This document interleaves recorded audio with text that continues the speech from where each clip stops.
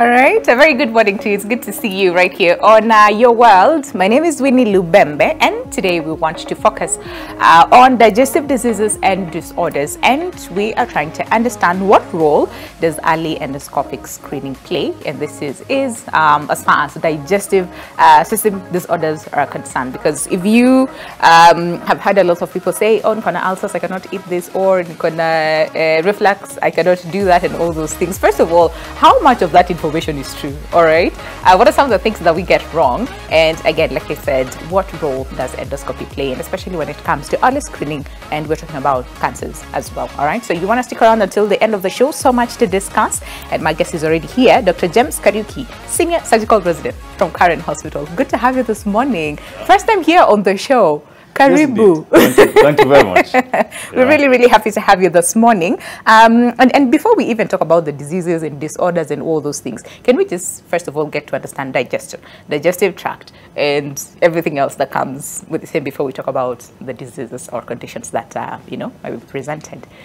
Yes, indeed. Thank you very much, Winnie, for inviting me to your show today. Most welcome. Yeah. It's a wonderful opportunity. Yeah. I can say that I am a big fan of your media station, and especially your show. Thank you. Yeah, so I've always been watching it. Yeah. Today I have the now you're here to participate. Yes. And discuss with you and the Kenyan people, of course. About the digestive system, I would want to begin by, first of all, talking about the three doctors that I trust the most. Okay. And the first doctor that we all trust from all backgrounds is actually God. There's always that old joke that when a surgeon has done surgery for 10 hours, and the patient recovers, they say, oh, thank God the patient recovered. Yeah. It was through prayers. Yeah, that the patient... but if the patient did not do well, then the surgeon has a problem. Becomes the problem. So our first doctor for all of us from when we were born is God, of course. And then the second doctor is Mother Nature, or the earth. We say all good things come from the soil, and all good things return to the soil. Sure. So the soil and Mother Nature has every medicine available for us. So natural foods are what we need to be focusing on for us to maintain good health and healthy living. And the last one is our grandparents. Okay. Hundreds of years of natural remedies have passed down to our parents and grandparents, and these have always worked for us for many years. All medicine is organic. All these fancy medication that we buy at our pharmacies and hospitals, they actually all come from home remedies that have been refined and processed. So those three doctors I need to recognize first. You know, for some weird reason, I thought you were going to say Dr. Google, and I was really curious to see, because that is what we always refer to when we have a problem, right? And then we get exactly what we're looking for, but most of the time it's not the actual information. So I really like that analogy. Okay. Indeed, for sure. Yeah. Now, coming to the digestive system, why the digestive system? I'll give you an analogy. As early as 1826, there's a Frenchman who said, and this has been a timeless saying, that you tell me what you eat, and I'll tell you what you are. Similarly, I think about a few years later, a German philosopher, no relation to the Frenchman, writes and says, we are what we eat. True. And these have been unassailable truths for a long time. So what we take into our body basically determines our lifespan and the quality of life that we live. And then when we discuss food, food has been a timeless discussion for many years. Right now, our own economy and the world economy is focused mostly on food. All these matters of climate change is all about food security. So which system is this that then processes that food in our body? It is the digestive system. So we can say for a fact, and of course, having the bias that I have as a doctor in the digestive system specialty, is that the digestive system is one of, if not the most important system of our bodies. It really is, Okay. So now, why then do we focus on diseases of the digestive system? As the world changes, we all become urbanized. As I said, the second most important doctor for us in our lives is, in fact, natural food and remedies. But we end up going to the supermarkets more and more frequently. And what we take from the supermarkets is either synthetic or processed foods. Yeah. And these foods generally have an effect on our digestive systems. All right. It is not what nature intended. Nature did not create supermarkets. We came up with supermarkets. Yeah. The animals in the park do not go to supermarkets. No. Okay. Yeah. And most of them live their natural life until God chooses to take them back. Yeah. So in this case, when we are taking all these processed foods, there is always going to be dangers of problems within the digestive system. All right. And that is where our specialty lies. And we can tell you for sure that despite the myriad of problems, we also have multiple solutions for these problems. For the same. I hear that. And when you talk about, again, synthetic or processed foods versus natural organic foods, someone might be curious to understand. So are they sort of like digested differently? Is the process different? Because it's one system, like you said, and in a very important system, you know, of our body at that. So can we just first of all understand how these two different foods get to be digested in the body? I was reading and they're saying digestion actually takes place before you even eat the food. The thought that you have about food and the stimulation that you get and the release of the, what is it called? Saliva, right? Which helps in digestion, right? In the mouth. Yes, indeed it does. They say it starts in the mouth. Yes. Yeah. So can we just understand for sure this process? Yeah. So the digestive system, as you rightly put it, starts in the mouth. Yeah.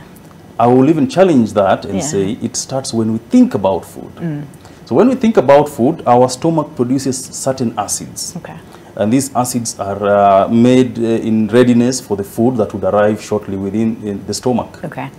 So the difference between natural foods and processed foods is the way in which that food is broken down and absorbed in the body. Okay. So if you think about the digestive system, it's almost like, and that's why I sometimes thank God for his ingenious creation. All right. Because it's almost like a highway where you're supposed to take in nutrients, break them down, absorb them, and whatever is not, if you've already got your sufficient nutrients, whatever is excess is actually removed from the body.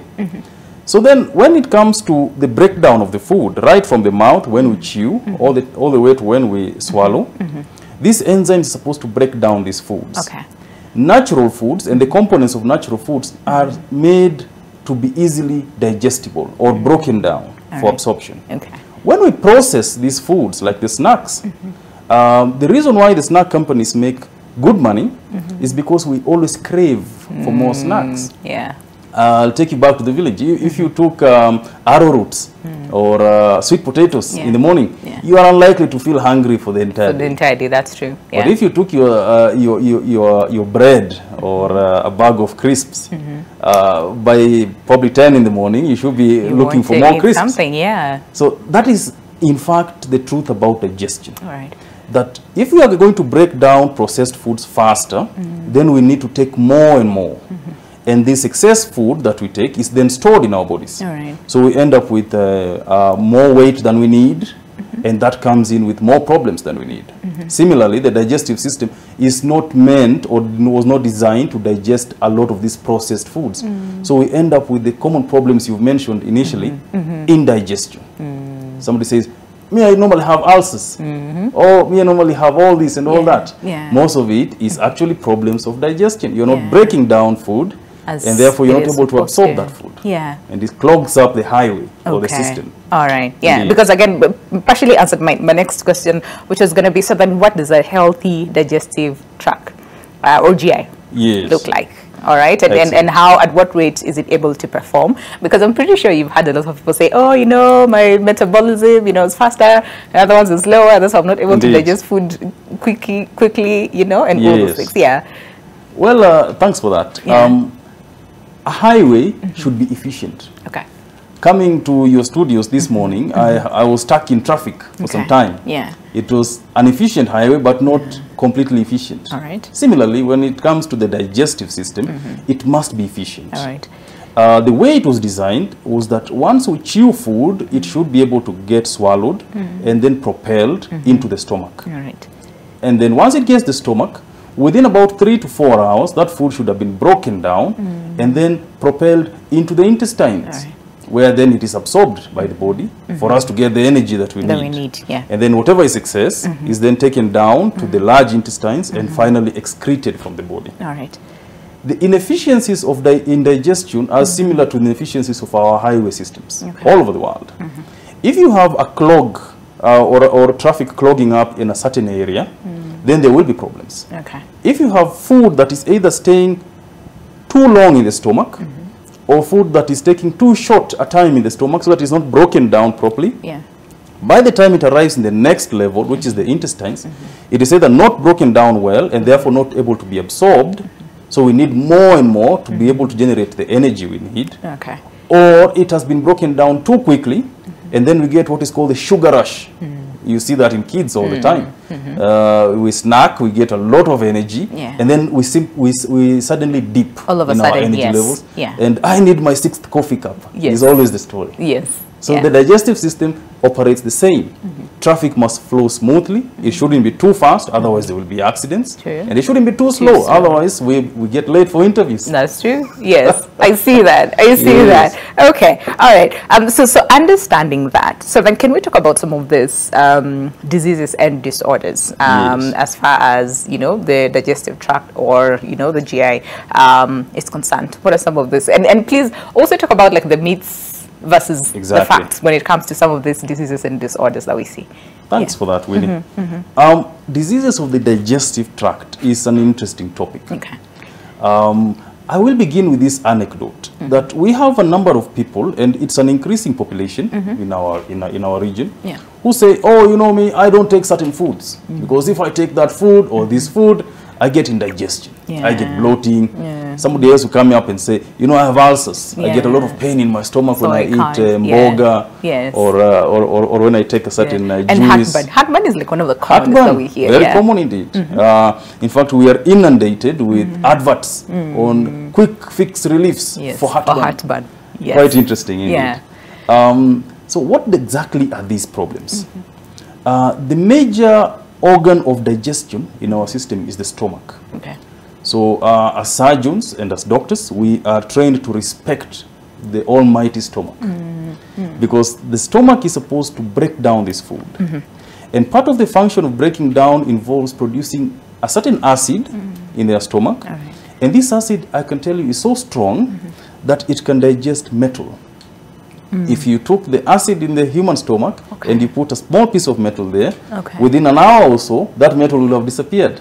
So that is the function of that acid. All right. So the walls of the stomach are created in such that they are strong enough to withstand that acid. But as a result of certain problems in the stomach, those walls become weaker. Okay. And when they become weaker, then the acid will burn this stomach, and the stomach gets irritated. So then what happens when the stomach gets irritated? It tries to prevent food from arriving and staying within its structure because it is the food that triggers the acid to burn it.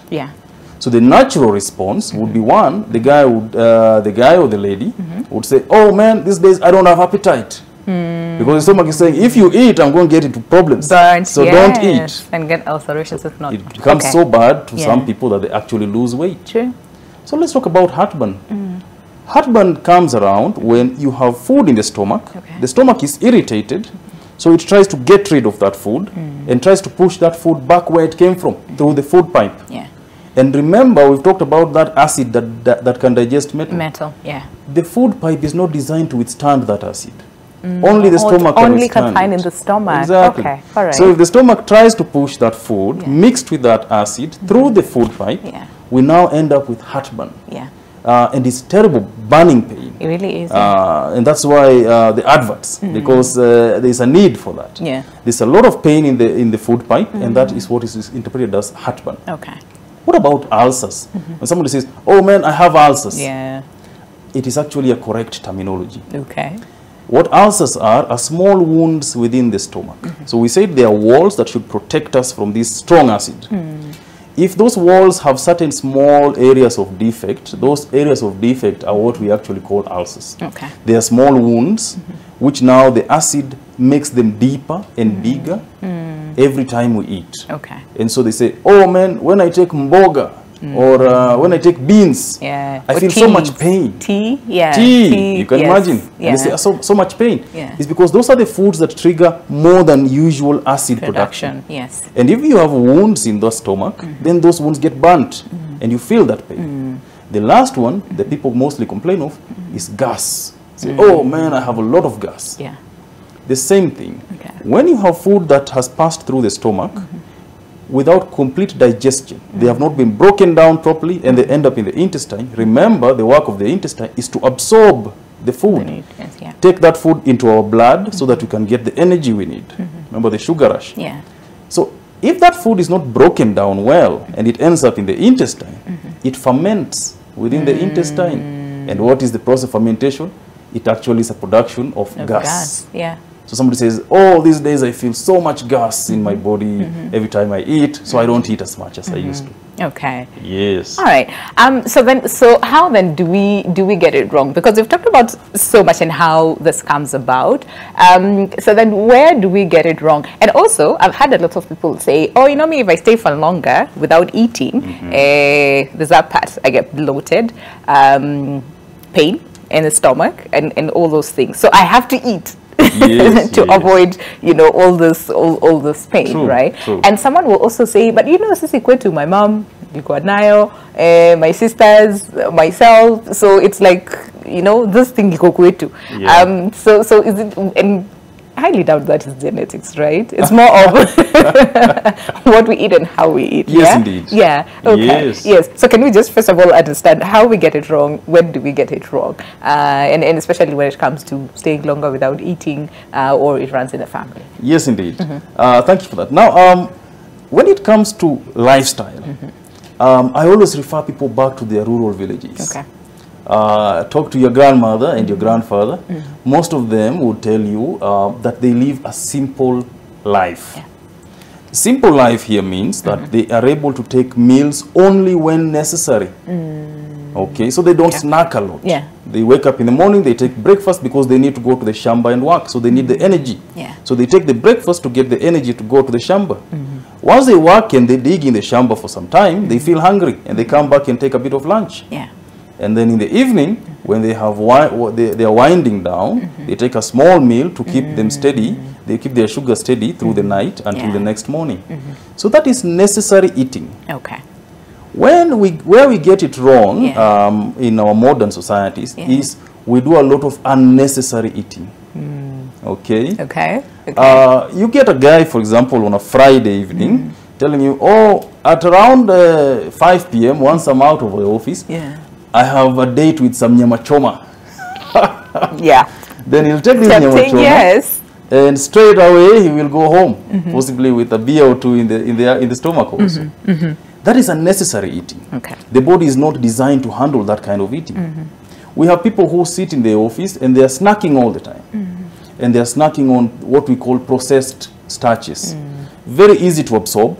They give you a nice sugar rush, and then you have to take more and more for you to sustain that baseline sugar. So yet again, that is another problem of unnecessary eating. Okay. Then again, you look at the quality of the food that we are eating. It used to be a joke sometimes that we shun the real food for the synthetic foods, and that is a sign of modern living and urban living. Now people are turning back to older foods. I go to the supermarket these days, and the price of sweet potatoes is even higher than the bread. That's true. Because I think people are discovering more and more with enlightenment. And we want to go back, Yes, that in fact, organic foods are better. So yet again, necessary food requires that we take organic foods. Foods that probably come straight from the shamba, with minimal human processing done for them. And those are the natural foods. And if we can be able to train ourselves from the beginning to start taking these foods, then it becomes a way of life and a lifestyle. But in modern urban living, we have children growing up on processed and synthetic foods. So that by the time they get to adulthood, they already have developed these problems. And now they attribute the problems to genetics. They say, oh man, I was born with these problems. No. If I take those kales in the village, I actually get a lot of bloating. But it's because, in fact, from the beginning, they have been doing unnecessary eating. Yes. Okay, so when you talk to nutritionists, they'll tell you 3 meals a day, that's good, but also snacks in between. Yes. Okay. But then again, listening to what you're saying, unnecessary eating, which I think all of us, almost all of us are culprits of the same, right? True. So then how do we strike a balance so that we do not do unnecessary eating, and at the same time, we're not depriving ourselves of, all the necessary nutrients because we are sort of like under eating, if there's a term like that. Yeah. Now, when it comes to necessary versus unnecessary eating, we go back to the old mantra that habit is second to nature. That you have to form a habit. Initially, you have to push yourself. You have to get rid of the stuff in your fridge, for example. I mean, if you've got processed food staring at you in the fridge, even if you're on a diet plan, there will always be temptations. You will easily go back to it. I remember one of my clients one time told me that food keeps calling me. It's true, even in the middle of the night. In the middle of the night, it whispers in your ear. It's true. Yes, indeed. So one is to get rid of this stuff from our lives. Okay. And the way to do it is usually to get into a program where you have goals, and then you have almost like a group, a support group of similar people who are in this movement to try and get into healthier and necessary eating. Okay. And therefore you have this moral and social support around you. And then the most important thing also is budgeting. Because unfortunately, when it comes to foods and snacking especially, they are outside our budgets. We budget for rent and fuel. But when it comes to food, we normally budget for what we actually buy to cook at home. But the snacks come in between. So again, if you are able to be very strict with your financial budgeting, so that you say, I cannot withdraw money to go and buy snacks. Okay? That then makes a lot of sense. Okay. And you'll avoid so much of these problems. Again, it's all work in progress.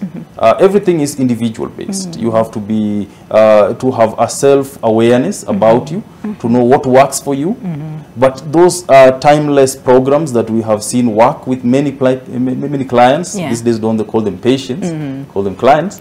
And most clients have reported very good progress when you have a support group, when you did a radical surgery of your fridge, gotten out all this stuff that whispers in the middle of the night. And then you are in a program that has a professional dietitian or nutritionist who is able to guide you through the process. Okay. All right. And again, some people who might watch us this morning and say, you know what, I might not afford to sort of like join a program or be in a program or to have like a personal nutritionist to help me guide me through this process. I'm pretty sure there are ABCs, basics that we can do to just maintain a healthy lifestyle. And like you said, eat good, clean, right? And avoid unnecessary eating. So when we come back from the break, then we'll want to understand, so what are some of these basics that we all should know about, but also the most important part of the discussion, and that is the role of endoscopic screening. And especially, we were talking about this yesterday, and you said 45 years of age class, it's important for them to consider that. Okay, and get to understand where we are at as a country in terms of screening. But all that is coming up after the break. Stay with us. I'm pretty sure you're getting so many, or so much nuggets from today's conversation. There's more to come on the other side of the break. Stay with us. This is Your World.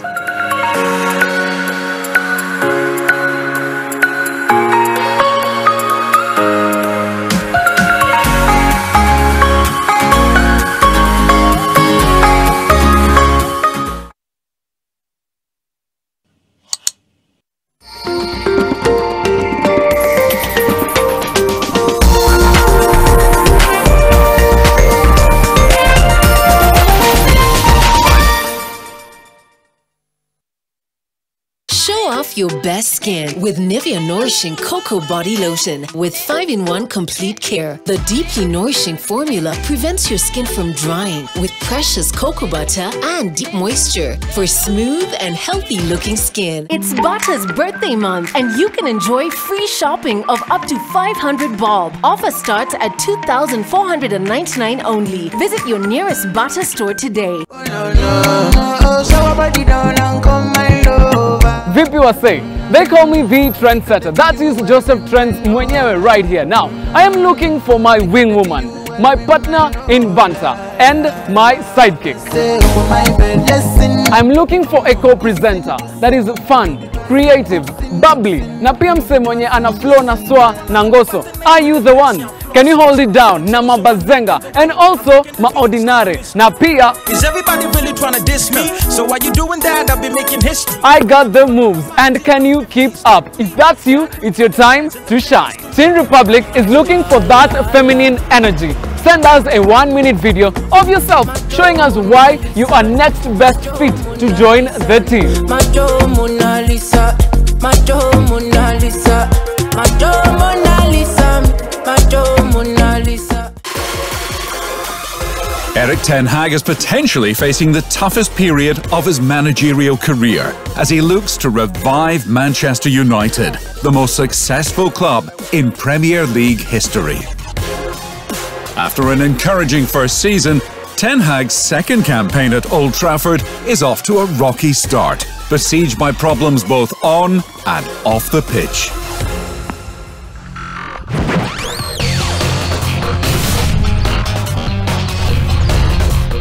It's Bata's birthday month, and you can enjoy free shopping of up to 500 bob. Offer starts at 2,499 only. Visit your nearest Bata store today.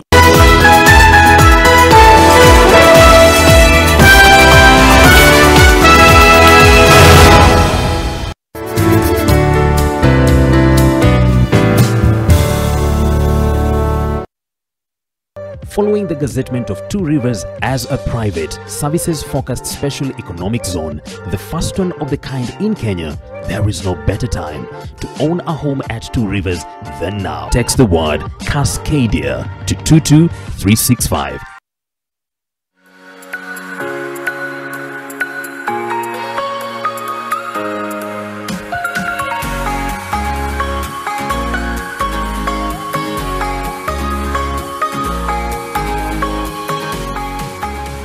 All right. Okay. Welcome back. The show is Your World, and of course the conversation still continues even during the break. If you're just joining us, the show is Your World, and today we are talking about digestive diseases and disorders, and we're taking a special emphasis on the role of early endoscopic screening, and this is as far as digestive system disorders are concerned. And to help us with that conversation this morning, we have Dr. James Kariuki, who is a senior surgical resident from Karen Hospital. So before we went on a break, again, so much that we have covered. There's still so much to go through as well. But very quickly, before we talk about endoscopy, what is it all about? Who, needs to go for screening? Like we said, at age 45 plus, but yes, even below, right? Could. Yes. But yes, can we talk about GERD? Because we've had a lot of conversation about GERD reflux and what brings it about, and some of the foods that trigger it, yes, all those things. Let's get to really understand what brings it about. Excellent.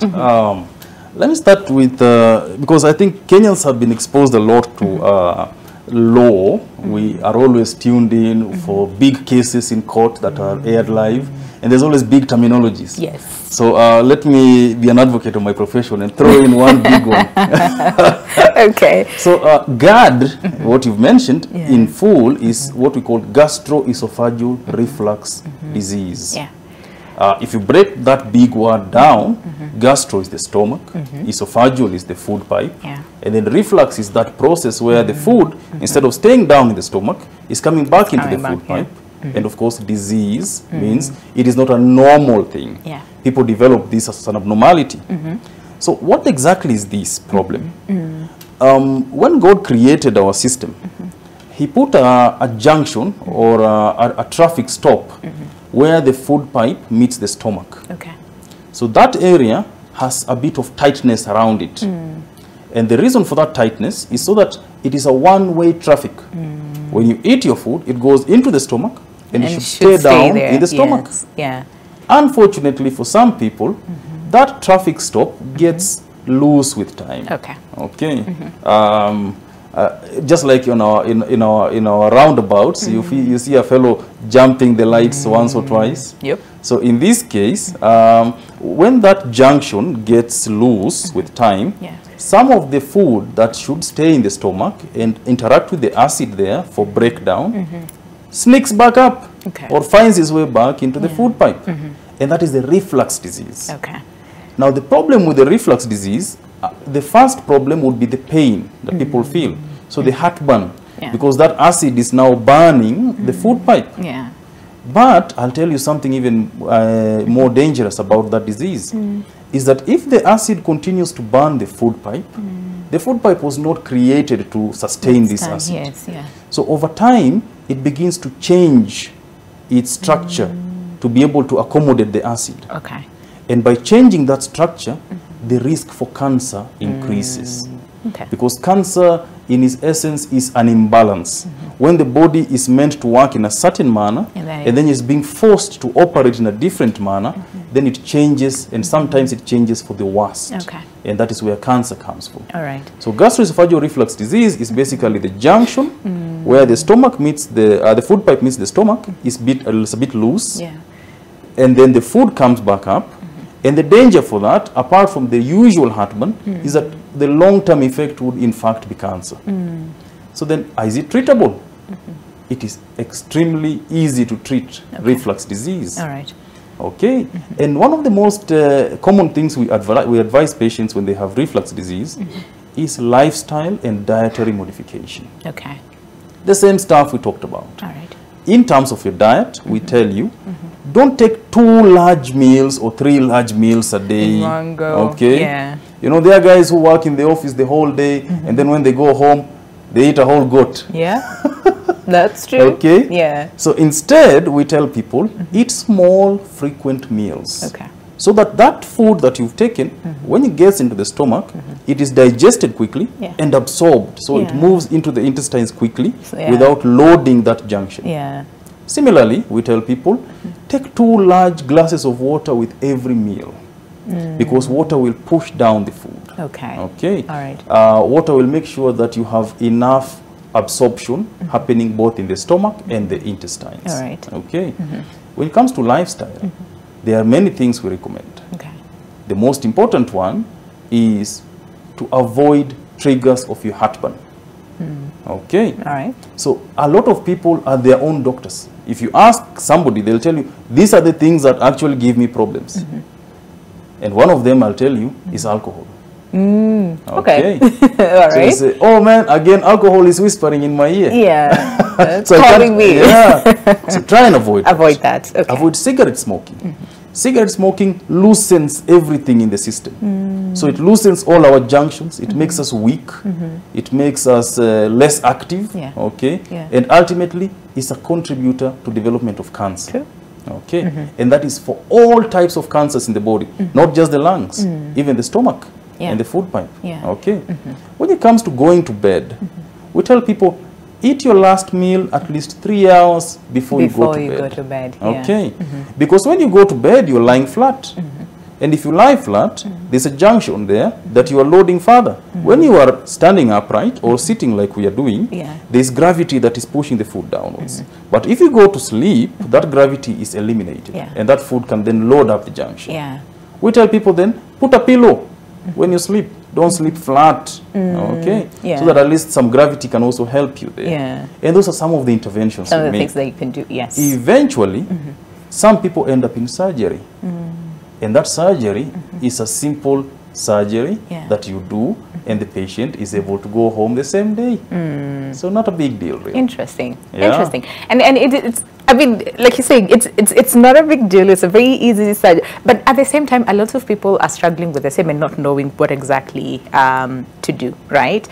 So it's important, first of all, to get the correct information. And when you're talking about eating smaller meals, that is not to be confused with unnecessary eating, which you talked about earlier on. And we talked about, again, balance, you know, which is important for everyone. Okay, so let's talk about endoscopy, because, again, endoscopy is one of the ways that, you know, diseases or disorders can be picked up much earlier. Yes. Because when you talk about these diseases, their symptoms are more or less the same. Yes. So it's very easy for people to confuse, you know, GERD, for example, what, ulcers, right? And say, you know, may have ulcers, so I will not take this, I will not. And yet they have, you know, the reflux disease, which is not, you know, not good. So let's talk about endoscopy. First of all, what is it?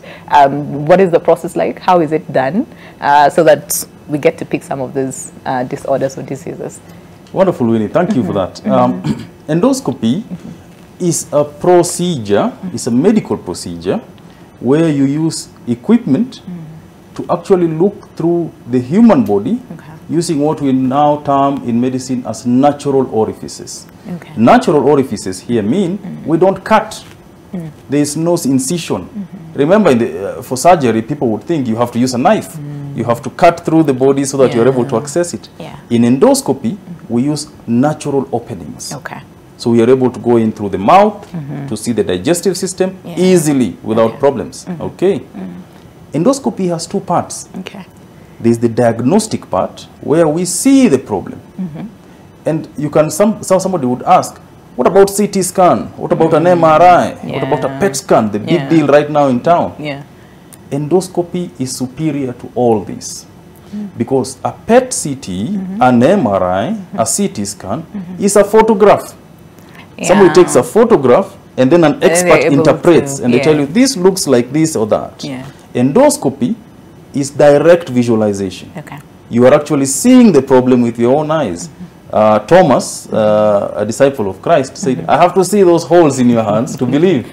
So Thomas, yes. I think we are descendants of Thomas because we have to see the problem in endoscopy. Before you make that diagnosis. So we see the problem, and that is the diagnostic part. And by seeing the problem, the machines or the equipment have capacity to take photographs and videos so that even as I see it, I will in fact show the patient afterwards what actually I saw and what that means. Some things are so obvious in endoscopy that by just showing the photograph to the patient, they can be able to tell you this is a growth or this is an area of narrowing. So that's the diagnostic part. The second important part about endoscopy is what we call the interventional part. We don't just see the problem. The other part that makes endoscopy superior is that we are in fact able to treat the problem. So, for example, if you had a growth in your stomach and we think this could be cancer, we're not only able to photograph it and see it, but I can in fact remove it. And for most patients or some patients, that is the end of their therapy. You take out that growth and you find out it was a precancerous growth and that ends their cancer. The only thing now they have to go and do is screening endoscopies later to find out that there's no more growth around there. If there's an area of narrowing, I can easily go in and put in what is called a stent, which means that is like a pipe that makes that area wider so that you are able to pass food through there without problems. So endoscopy has those two parts, interventional and diagnostic. I'll give you a good anecdote. I like the stories myself. 24th of November 2021, what people don't understand or people don't remember, Vice President Kamala Harris was President of the United States for 85 minutes. Because President Joe Biden had to go for his routine screening endoscopy. That even at his level as a president, he still had to go and do a routine colonoscopy. And do you know they found something? It is out there in the media. That in fact they found a precancerous lesion in his colon. They removed it and that ended his problems. So then he was advised that in the next 10 years, if God gives him the grace to be here with us, he should undergo another endoscopy. So sometimes I tell my clients, if the President of the United States is doing routine screening endoscopies, why aren't we doing the same? Man, it's available. But the big question is, again, for so many people is, so fine, so do I have to wait until maybe have like a symptom, or two before I go for the same, or should it be part of my annual routine, screenings, and if so, who is eligible for the same? Excellent. So endoscopy is recommended for people above the age of 45. If you do not have any family history of cancer, you don't have what we call risk factors for cancer, then at the age of 45, between 45 to 50, you can choose to have endoscopy. But above the age of 50, we'll now insist that you get an endoscopy. And the beauty about endoscopies is that if you do the what we call upper GI endoscopy, the one that looks at the upper digestive system up to the small intestines, if it is a normal screening, you need to come back in 5 years. If it is the lower endoscopy, which we call the colonoscopy, if it is normal, then you need to come back and do another one in 10 years, just like Joe Biden. Okay. Now, who are these guys who we recommend to have endoscopies even earlier?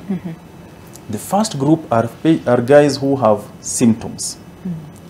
Say, for example, you talk about the heartburn. You came to see me.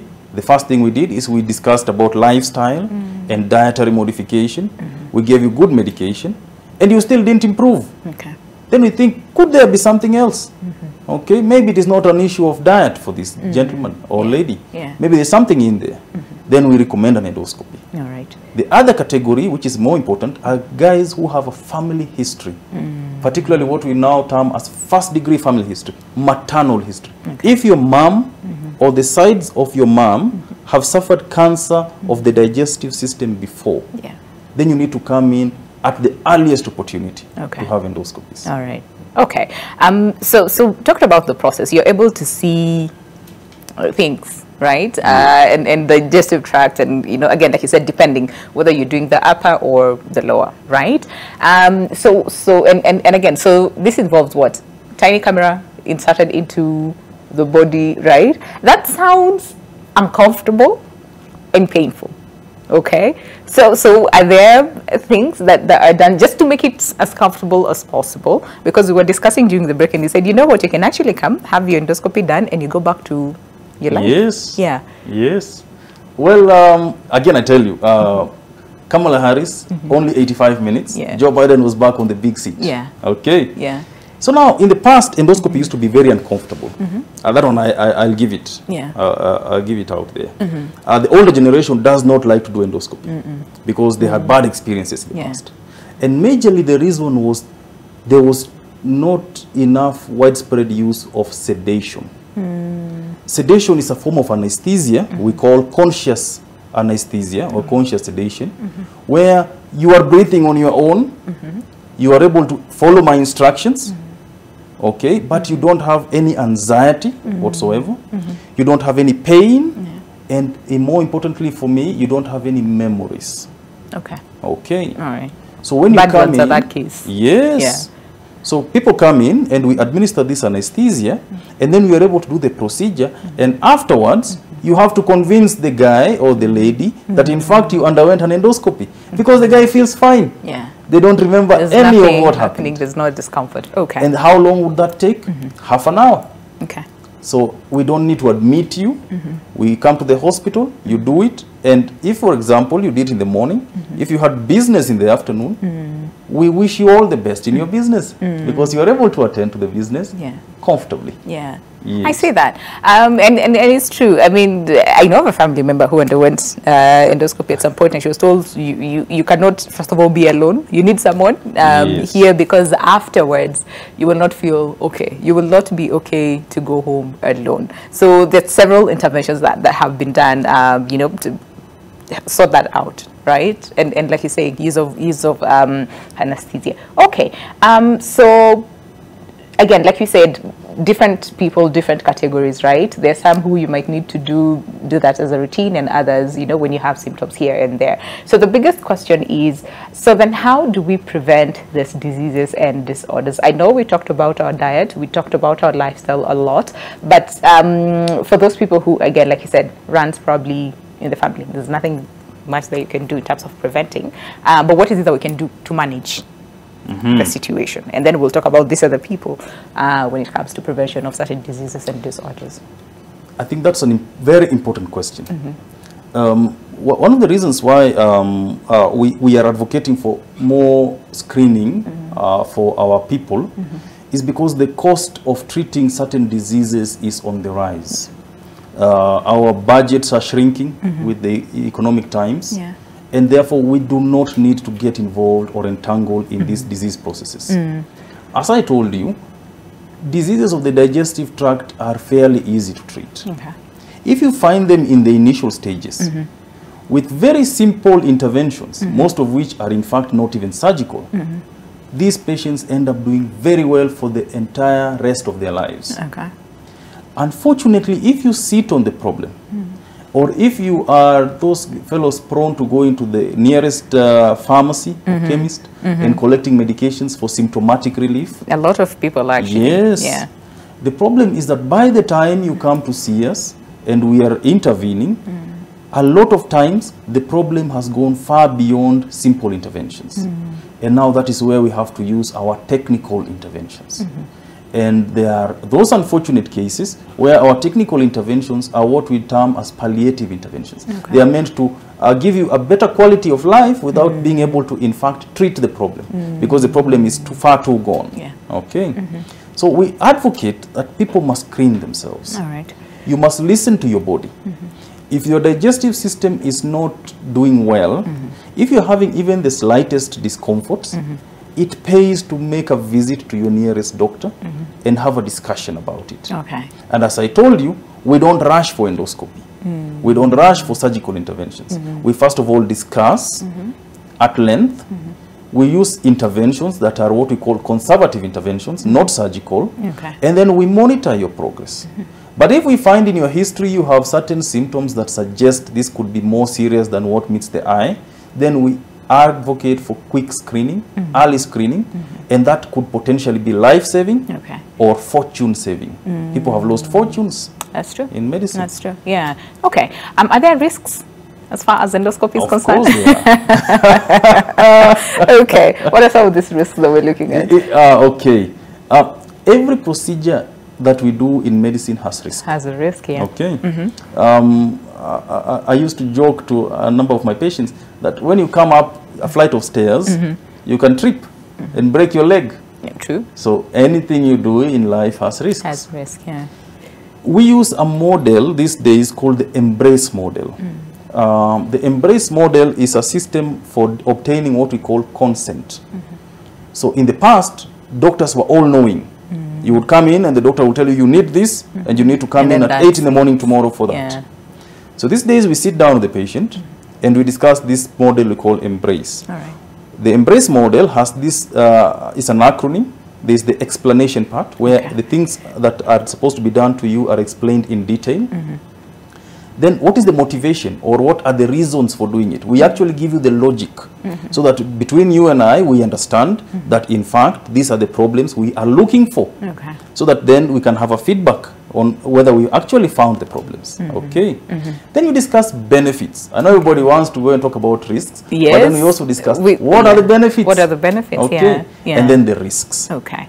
And then the alternatives. We say, okay, if we're not doing endoscopy, what else could we do? All right. And then the side effects of the medications that we're going to give you. In the end, modern practice now dictates that we give patients feedback forms. So that they can... So that after you did your endoscopy, what was your experience? What could Dr. Kariuki have done better? Okay. And what could the hospital have done better? Yeah. So that then we can have this continuous improvement in service care. I see that. And that's pretty much important because when you involve, like you said, now you don't call them patients, clients. So when you involve a client and they have a better understanding of what they are about to undergo, it makes it easier to even accept. Because if we're being honest, if you look at our health-seeking behavior, we're not doing too well. We wait until something is bad or when too much pain, that is when we go to the hospital. But we should try as much as possible and make this, include this in our routine. Checkup or screening. But how are we doing as a country? Because again, like you said, can be a little bit expensive, right? Yes. So how are we doing, and what will it take for us to get to that level where having an endoscopy, we do not have to break banks? Good question. Kenya is a country of diversity and contrasts. Okay. So sometimes we look at Kenya from two different perspectives: the urban Kenya, the major cities, and the rural Kenyans. Right. Okay. I will tell you with good confidence that a lot of the urban Kenyans have a better health-seeking behavior. Over time, we are seeing more and more Kenyans visiting health centers, visiting hospitals, and having discussions. Now, insurance companies are complying with a very important routine we normally call annual comprehensive checkups. So now, if you are in an organization that has good insurance policies, they give you a package for you to come and visit the doctors every year, maybe with family, and discuss some of these risks and then find out whether there's things that you can do to prevent or treat certain problems. Yeah. Okay. Yeah. The rural side of our country, we still have a lot of work to do. Okay. But I can say that with this model we are experimenting on, the devolution model, we are getting there. More and more people are getting exposed, more facilities are getting closer to the people, yeah. and therefore we are going to see more uptake of screening and medical interventions and in the early stages, even in the rural areas. But I have confidence, especially in our cities, we are doing well. Yeah. People are exposed, people are well informed, and they have good health-seeking behaviors. All right. Yes. And that's a good place. That's a good place to be. All right. So we need to literally end the show because I can see our time is far much spent. But what is it that you'll tell the people who are watching us this morning and thinking, you know what, I have, for a very long time, I've had this wrong, okay? And how do we take care of ourselves? And most importantly, take care of, you know, our digestive tract so that we do not have these problems that's easily preventable. Very quickly, what would you say? Okay, now addressing my fellow Kenyans, I think we can say for a fact that we are doing much better. In the region that we are in, we are advanced in our health-seeking behaviors, but there is always room for improvement. Okay.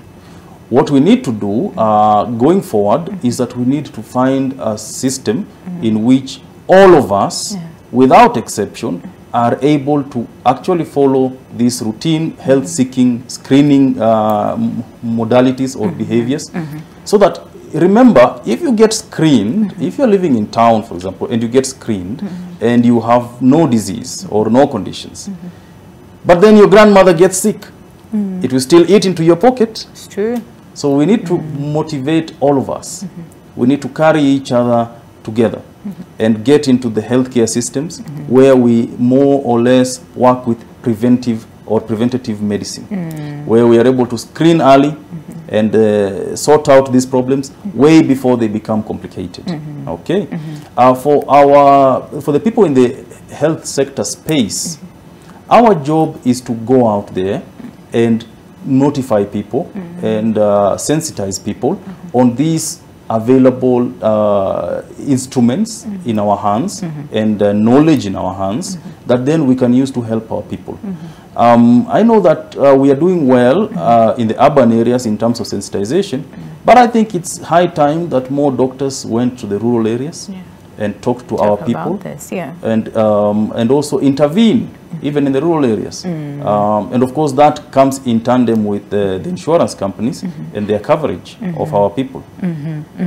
So, and of course, I cannot end without talking about the media and Winnie, because I think you're doing such a wonderful thing, sensitizing our people about these problems, and I hope this continues, and I hope that more and more Kenyans get enlightened so that we can then be able to increase the coverage of screening and preventative medicine in our country. I say that. Powerful way to end the conversation. Thank you so much, Dr. James Kariuki, Senior Surgical Resident from the Karen Hospital this morning, giving us all the info. And guess what? We learn every day. I have learned pretty much, you know, some of the things that I didn't know. So thank you so much for your time, Dr. this morning. And thank you for staying with us as well until the end of the conversation. I know that now you know better, all right? And bottom line is, let's take matters into our hands in terms of taking care of ourselves, all right? And our health as well. If you notice anything, just go to a hospital and just have, you know, get yourself screened and see what is happening. But until then, have yourselves a lovely day ahead. I wish we could continue with the conversation, but time is not on our side. So have yourselves a lovely day ahead. I will see you tomorrow morning, same time, same place, right here on Your World. Until then, God bless and stay safe. Goodbye.